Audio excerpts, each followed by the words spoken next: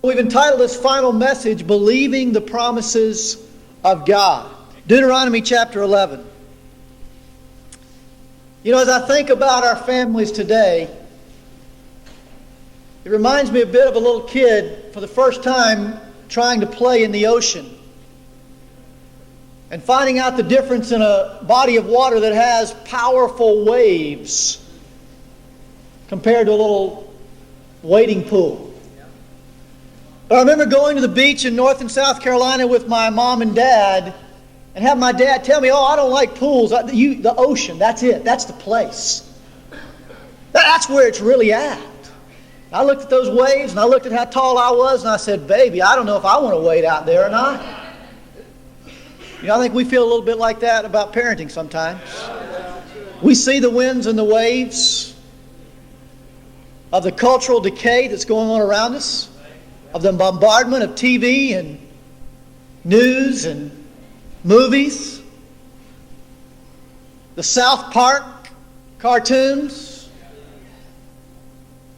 that teach our kids everything that we know God stands opposed to in many ways. And we go, how do I wade in against that? You know, we see ourselves being so busy. And not only us, but then your preteens and teens now have schedules to match our own. My family just found out as we left today, one of my children had not been informed about Jacob's birthday. Today, his party. Now you have to forgive us, you know, we haven't known about Jacob's birthday but a few weeks. But I'm going, man, I'm going to speak on parenting and my own kid didn't know about his brother's birthday party. Just being open, I know that's never happened to any of you.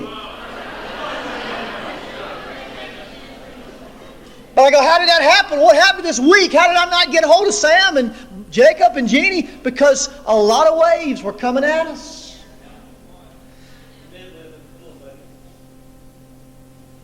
And you know, I'm like that little kid sometimes. But I do remember that I did not go to the beach.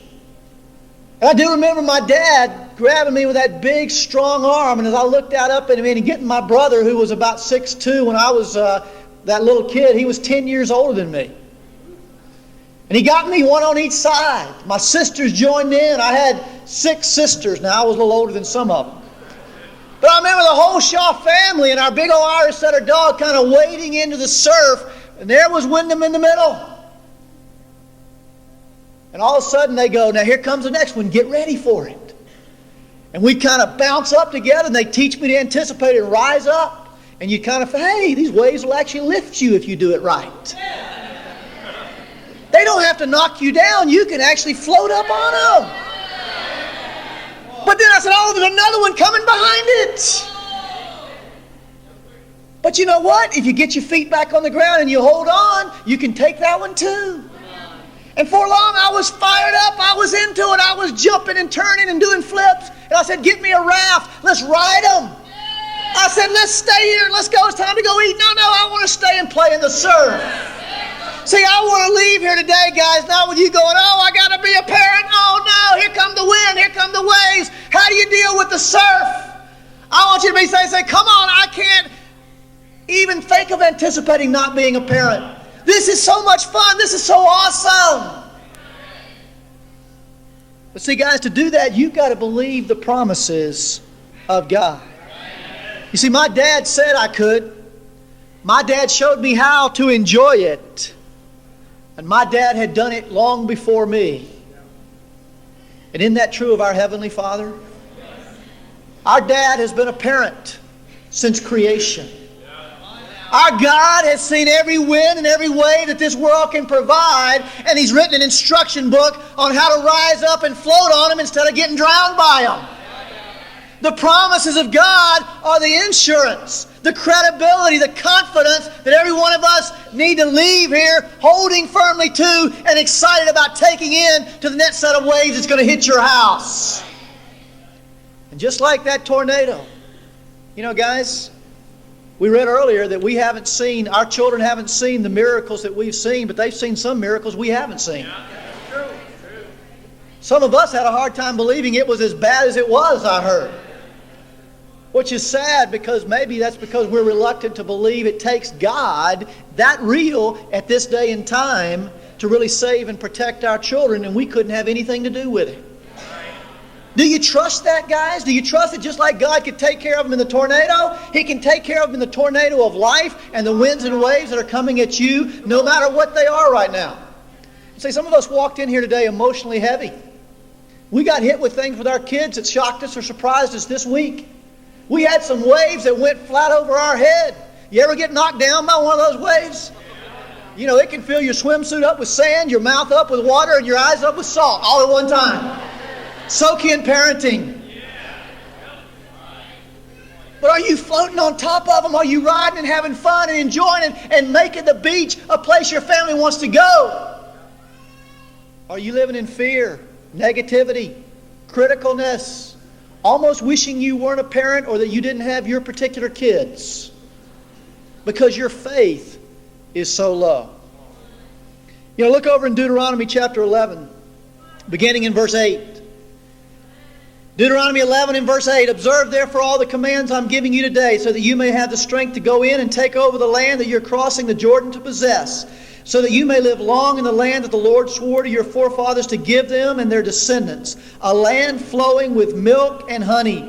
The land you're entering to take over is not like the land of Egypt from which you have come, where you planted your seed and irrigated it by foot as in a vegetable garden. But the land you are crossing the Jordan to take possession of is a land of mountains and valleys that drinks rain from heaven. It is a land the Lord your God cares for. The eyes of the Lord your God are continually on it from the beginning of the year to its end. Now you translate family everywhere you see land. Guys, the families in the Boston Church of Christ and the International Church of Christ here in New England are not like the families that they were when we lived in the world. They are not like the families that we left behind when we were baptized into Christ and received the Holy Spirit and made the Bible the standard for our life, our conduct, and our parenting.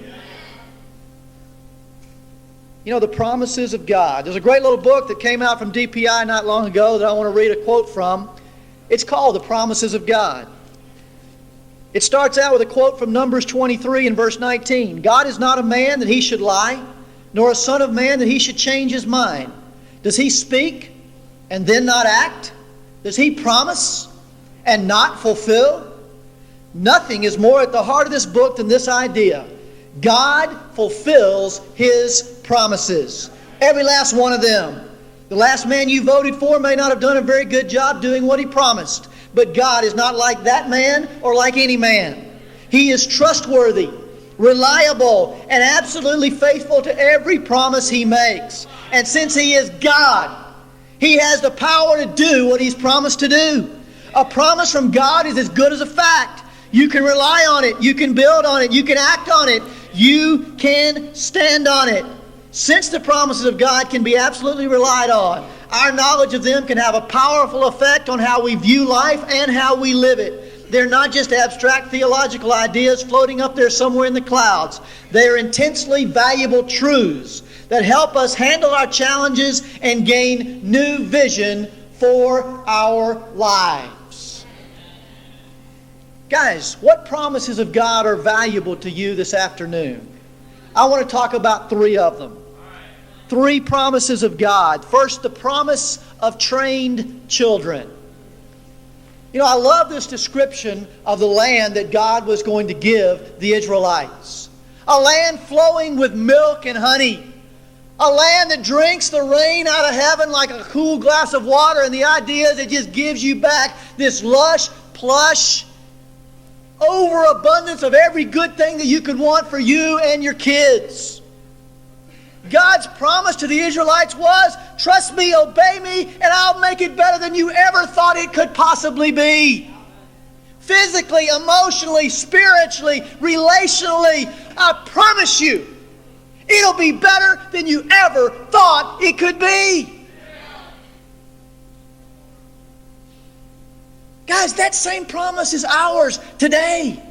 The promises of God are as absolute for the disciples of the Boston church and the New England churches in raising our kids to be more than we thought they could be. They're just as real, just as sure. God will be just as faithful to those promises about your family and my family as He was to the children of Israel. Do you believe it? Wherever you are, whatever you're dealing with, whatever challenge you've been frustrated about by any one or all of your children, by either one of the spouses involved in your family, yourself or the opposite, or the fact that you don't have another spouse, the promises of God can overcome anything you're lacking. The one challenge is, do you believe them? Do you believe them? You know, I think about my family right now, and I can get teary. I can feel welled up with gratitude, with thankfulness, with joy.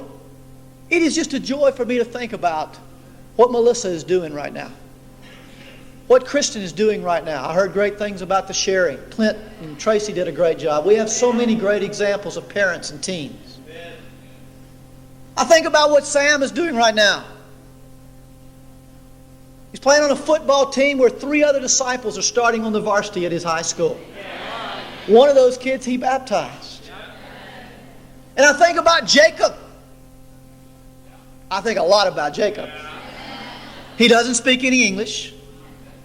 He's been raised in an orphanage for 12 years. He's been raised in Romania. He's been ripped up out of everything he knows and all the language he understands and brought to a new place that flows with milk and honey, but he doesn't know how to drink it yet.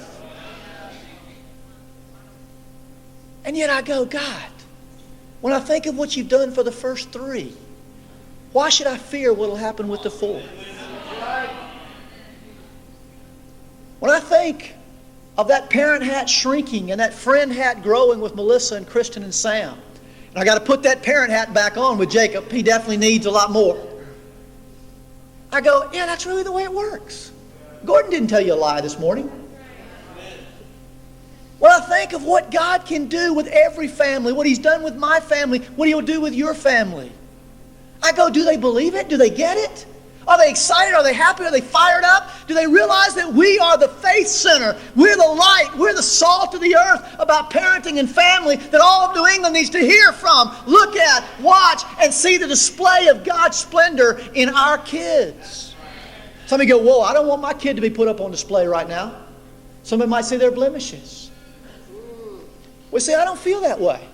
Gordon shared with you, my kid's blemishes still come out. My son had to get discipled this morning about not telling us about an arrangement he had made today at the exact spot we had the birthday party set. You see, it's ongoing, but what I found was a great heart, a great response. I'm sorry, Dad. I realized what I did wasn't right, and it wasn't hard to fix it. And you see, guys, I feel like my family flows with milk and honey. There's tons of affection. There's tons of fun time. I can go and do anything with my kids and it becomes a joy no matter how mundane it might be, because I'm just spending time with some of my best friends in all the world. And they feel that way about each other. But the question is, you see, do you believe the promise of trained children? See, what was God really saying to the Israelites? If you will train yourself according to my principles, you will have the promised land of blessing. What's He saying to us as parents? If you will train your children according to the Bible, you will have the promised land of blessed family. I think there's 3 things crucial to this promise. First of all, you have to believe that your kids can be trained. Do you believe that what God said about your kids can be trained? You can impress it on them so that it will last a lifetime. You can teach them so that they will obey and honor God, you, and all other authorities around them in their life. You can raise kids that are the salt of the earth and the light of the world that other teenage parents are going to say, tell me how you did that. Do you believe it? God said so. The same God that saved your kids at pre-camp said, I can teach you how to raise them to be the light of the world. God says so. Others have done it. I believe believe the reason God puts elders in the church is to say there are those who've managed their household according to my instruction, and it works. I can prove it to you. Look at the Fredericks. Look at the Lars. Look at the Joneses. Look at the families that you see around. Look at the McKeans. Look at the families and say, it can be done in my world, in my city, in my church, because there are flesh and blood examples around you that have done it. They can be trained. You can make kids. I've never found too many people that feel like, well, we don't know how to make them. You have to get more licenses to go hunting and fishing than you do to have a kid. But you see, God's promise is you can train them. I will give you everything you need for life and godliness, including what you need for your kids to become godly. But you reap what you sow in this promise of training our kids. Look over in Galatians chapter 6. You see, guys, ultimately, how much you believe a promise is shown by how long you continue to carry out the principles that it's based on until you see the result. And I think a lot of us here are at a place where we kind of believe it intellectually. We've tried it now for a while with our children, and we would like the result to have already happened. And it hasn't. Your kids aren't complete. They're not flowing with milk and honey. There's still some vinegar in there. There's still some acid in their batteries. And you're going, hey, I thought when I got baptized, God would just wash all that out of them. That's not how it works. Galatians chapter 6, beginning in verse 7, do not be deceived. God cannot be mocked. A man reaps what he sows. The one who sows to please his sinful nature, from that nature will reap destruction. The one who sows to please the Spirit, from that Spirit will reap eternal life. But look at the last point. Let us not become weary in doing good, for at the proper time we will reap a harvest if we do not what? Give up. How much faith do you have in the promises of God to train your children? It shows in how long you keep on doing what we've been talking about doing. How many times do you do it over and over again? How many times do you do it until you begin to reap what you have sown over time? Guys, every one of us see things in our kids right now that we wish were not there. Have I got some people that see something in your kid you wish was not there? How many of you got some things in your kid that you wish were there that's not there yet? What's the promise of God? That if you will persevere, if you will endure, if you will keep on putting into practice what you heard from Gordon, from the preteen, from the teen leaders, from Wyndham, from the Word of God, you will reap the harvest of righteousness. You will reap mature children flowing with milk and honey that are everything good that you imagine and more. Those friends for life that Gordon and I have talked about, you will have that. It will be your possession in the form and face and body of your child, not somebody else's. See, I think a lot of us are short on the not giving up. What do you see in your kid that needs to change? Is he disrespectful? Is he not spiritual by nature? She? Is he selfish? Is she aloof? Does she not really reach out to other people? Is she not warm? Not affectionate? Doesn't like to pray? Doesn't like to read the Bible? Doesn't like to go to church? What is it that you see? Well, see, at that point when you see it, your faith is tested. Now the question is, do you say, okay, I see the problem. Now it's my turn to do what? Face that fact and say, okay, we're going to go after it. We're going to plant the opposite of the negative that's in there. And we're going to say, okay, I'm going to change the one. I'm going to fill it up with the other. And God has promised that it will happen if I do not what? I'm convinced the biggest problem with most parents is you've given up too quickly. Some of you are still doing it in form, but in your heart, emotionally, your heart is not into seeing your child change. You have pulled back. You even stopped believing God. And some of you will fall away because you stopped believing the promise of God short of seeing the promised land. Isn't that what happened to the Israelites again and again and again? The 10 out of the 12 spies died in the wilderness. Why? Because the enemy was too strong in Canaan?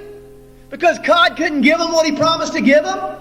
Because the land wouldn't really be better than they ever thought it could be?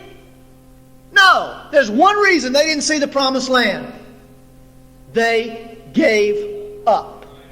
Let's flat get down to it emotionally right now on the tough things that you're dealing with your kids. Have you given up in your heart, in your consistency, in your prayers, in your fasting about it, in your getting advice about it? You will reap what you sow. You sow a little, you'll get a little. You sow a lot, you'll get a lot. But you know, guys, it's worth it. It's worth it. I'm so glad I persevered at going into the surf. And now the ocean is a joy. But I'm so much more fired up that I persevered in going into the ocean of the family. And God has blessed me with one that's such a tremendous treasure to share with other people. The promise of trained children. They can be trained. You'll reap what you sow. And there will come that time of a harvest of righteousness. You know, but you got to be willing to go through the work to get to the good stuff, guys. And so my challenge is simply believe the promise. They can be trained. But you got to put the effort, the attention, the focus, the perseverance, and then the harvest will come. Secondly, you got to believe the promise of God about comeback kids. Look over in Luke chapter 15. Comeback kids. We all love comeback stories. Brett Saberhagen may get comeback player of the year for the second time in a row in Major League Baseball. Because he's been out, he's been disabled. He was out a year of baseball, and this year he's come back and he's already got almost 15 victories. That's incredible. But that's the second time he did that after a year out. You go, I'm not impressed. That's because Brett Saberhagen is not your kid. But I bet his mom and dad are impressed. And I know his coach is impressed because of what he means to them. You know, I think some of you are sad in here because your kids right now are not right with God and you know it. But what I want to ask you is, do you see the parable of the prodigal son in Luke 15 as a promise that applies to you? Luke chapter 15, you know the story. Let's read it beginning in verse 13. Not long after that, the younger son got together all he had, set off for a distant country, and there squandered his wealth in wild living. After he spent everything, there was a severe famine in that whole country, and he began to be in need. So he went and hired himself out to a citizen of that country who sent him to his fields to feed pigs. He longed to fill his stomach with the pods that the pigs were eating, but no one gave him anything. When he came to his senses, he said, "How many of my father's hired men have food to spare, and here I am starving to death? I will set out, go back to my father, and say to him, 'Father, I have sinned against you, against heaven and against you. I'm no longer worthy to be called your son. Make me like one of your hired hands.' So he got up and went to his father. But while he was still a long way off, his father saw him, was filled with compassion for him. He ran to his son, threw his arms around him, and kissed him." You know, bottom line, guys, this passage is really God saying, I understand kids that go wrong. See, I think there's some of you here who look at myself and others like us, even like Gordon, who's been through it, but now whose kids are doing great, and you say, we can't understand. That's part of your problem. That's where your faith is really showing up as being sinful. God understands you. God understands how bad it hurts. God understands how hard it is to watch. Why do you think he put this parable in here? He was talking about himself. Isn't that a great way that Frank Kim starts off the Sharing Your Faith book? It grabs you because you go, hey, I needed that. But see, some of you are so selfishly focused on how much your kids have hurt you that you haven't come close to becoming like God in providing the kind of place your kids could come back to. Look at what we can learn here from God about comeback kids. The first thing is to realize that the way it was good. You know, God had built a family in a place where that younger son had everything he needed. Even an inheritance that he could take and go squander. You see, we need to provide what our kids need and make home an awesome place no matter how they treat it. The promise of God is you make home the way I make home, and people will ultimately want to come back to it. You make home a hellhole, and they'll want to find somewhere else to go to and to stay. See, some of us have gotten so resentful, so bitter, so critical about the way our kids have treated us that we've reacted into the point that they won't ever want to come back.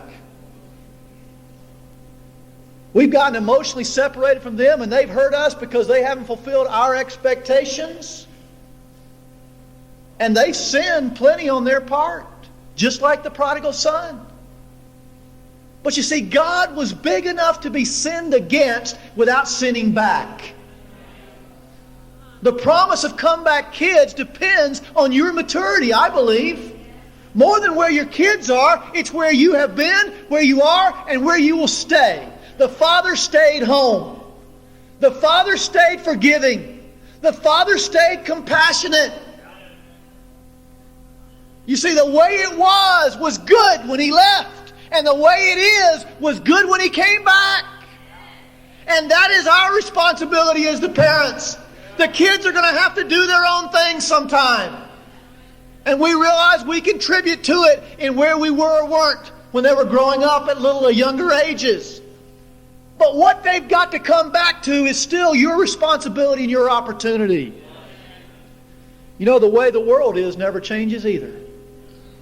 There's not a kid anywhere in this church that's going to leave what they've got in the Boston church and in the kingdom and go out in the world and not find a pig pen just like this guy did. I love Tom Jones' statement. However much the ark may have smelled on the inside, it was a whole lot better than what was going on the outside.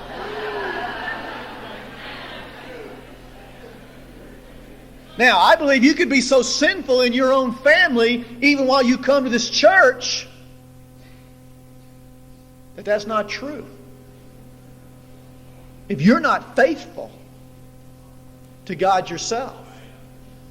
But I believe most kids are going to go out into the world, and what they thought was bad in the kingdom, what they thought was hard in what you were trying to teach them, yes, even what they knew and saw was wrong in the sins that you have showed them and committed against them, is a whole lot better than the pig pen where they're going to end up eating in the world. Guys, that is a promise of God. The world ends up in a pig pen. It is a mess. It is never has been, never will be going to be better than the kingdom of God. But do you believe that? You see, if you're going to have comeback kids, you got to be looking for the time when they hit the pig pen. And not telling I told you so, but saying, come on back, son, it's still the way it was. Or no, maybe it's not the way it was, it's even better than it was because I've learned a lot of my lessons since you've been gone. I believe our kids have the same desire the prodigal did. They have a built-in desire to come back home. You know, when kids get hurt, they say some nasty things to their parents. I've sat in some sessions that just ripped my heart out to watch some teenagers talk to their parents.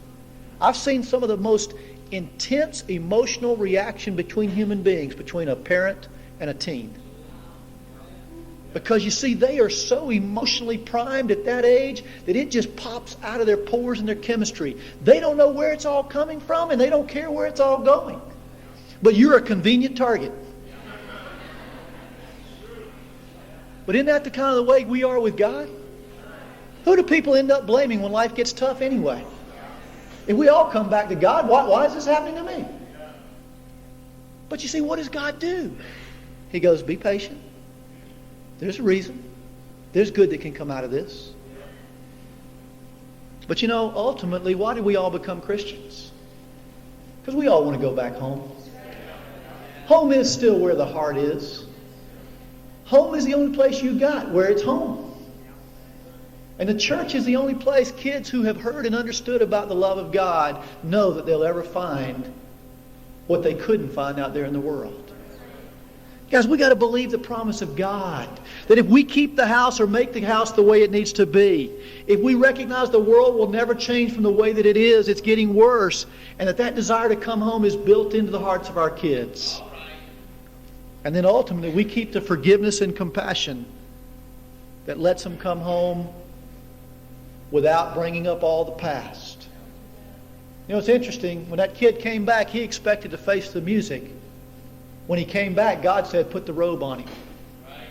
I forgive you. It's over. It's done. We're going to start from here. It's obvious when you came back, you've learned some lessons.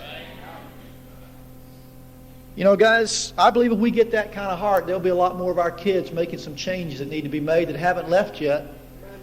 And there'll be a bunch more kids coming back and being faithful. Here's my question. Have you planned the party? Some of you guys that have got kids that are gone right now, have you planned the party? See, God planned the party. Have you planned the victory celebration when you and he or she overcome that challenge in your relationship? You see, the promise of this parable is it can get better no matter how bad it has gotten. Do you believe the promise of God? And then lastly, we've got to believe the promise that God has made to adopted kids. Psalm 68. Psalm 68.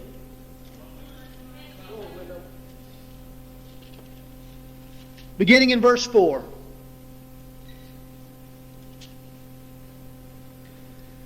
Sing to God, sing praises to His name, extol Him who rides on the clouds. His name is the Lord, and rejoice before Him. A father to the fatherless, a defender of widows, is God in His holy dwelling. God sets the lonely in families. He leads the prisoners forth with singing. There's a fence at the orphanage in Romania that always stands out in my mind. Because it's at that fence that the faces of however many kids are on that playground always show up whenever I walk down the little alley to the orphanage door. And as you walk towards that fence, they get there and 50, 60 little 3 to 7 or 8 or 10-year-olds crowd in going, Wyndham, Wyndham, Jeannie, Jeannie, Jacob, Jacob. And as you walk in, they literally just swing from every limb and loose piece they can find to hold on to. You see, because 100 of them live there with 3 adults that stay at the building at night.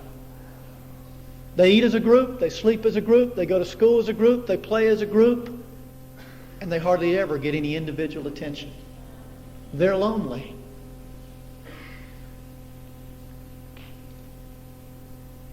You know, guys, bringing Jacob home has been a test of my faith. I can't stand here and tell you it was my idea. It was my wife's. I can tell you some of the thoughts that I had, though, of unbelief. I thought, well, would I lose my role as an elder if he doesn't become a disciple? Maybe I shouldn't adopt. Hope that doesn't disillusion you, but I thought it. I still think it. Can I do it again? With one that I didn't start, that I didn't have my genes, and I didn't get the first 12 years with? That's a little bit of a, head start for Satan. And see, guys, whatever it is with your own kids, and now as I shift in to close out here on the promise to God is made to adopted kids, the ultimate issue of what we do with children is how much we believe the promises of God. See, I believe God can convert Jacob. I believe God can overcome a language barrier, a cultural barrier, an emotional barrier, a physical barrier. Whatever barriers are there, I believe God can take those facts and turn them into victory. I've had to grow into that kind of faith. My wife was there ahead of me, and I've had to borrow from her. I've talked to Douglas Arthur and Joyce since they adopted their little boy. I've talked to Marty Fuquay. I've talked to those of you here in Boston that have adopted kids. But in the end, you see, I had to come believe God made a promise to orphans. He has blessed me. Am I going to bless them? You see, God's promise to the lonely can only be fulfilled by people. All those kids in that orphanage will never know what Jacob now knows unless somebody steps up and says, by faith, my family and I will do it. See, I believe this is the group of the most blessed parents in all of New England. God has given you more to build your family with, no matter where it is right now, than certainly anybody else that lives in this community. The question is, are you willing to bless others with what you've been blessed with? You know, we have an adoption fund. We have many that have already adopted in the church, more than almost any other church in the kingdom. But the needs are far beyond what we've even begun to touch. And what I want to profile for you here this afternoon as we close out, as we get all of this about parenting for us, is are you willing to take it one step beyond just getting your own family under control? Do you see that you are the families on the face of the earth where God wants to put the lonely? Now, I'm not saying everybody in here has got to adopt, but I think everybody in here has got to ask why not. And there need to be some good reasons before God and man. And you see, I think we got to all be for adoption. So guys, how do we close it out? I've tried to leave this challenge with you as something that needs to go beyond our own selves. What you've heard today is not beyond you. It's not something that can't be reached in any area, in whichever area you were most challenged in. What I want us to close with is the vision of what the children of Israel saw when they crossed over the Jordan and entered the promised land. What it was like to drink the milk and honey. And what it's going to be like when you see your kids victorious at whatever stage of overcoming they are, at becoming that age of going from being parented to being your best friends, and prayerfully for many of us to bring those new kids into our family who are now lonely, but for whom you could become the mom and the dad, and your kids could become the siblings because of what God has taught you through His promises and the way that your faith and His promises have combined for the blessings that you want to give to them.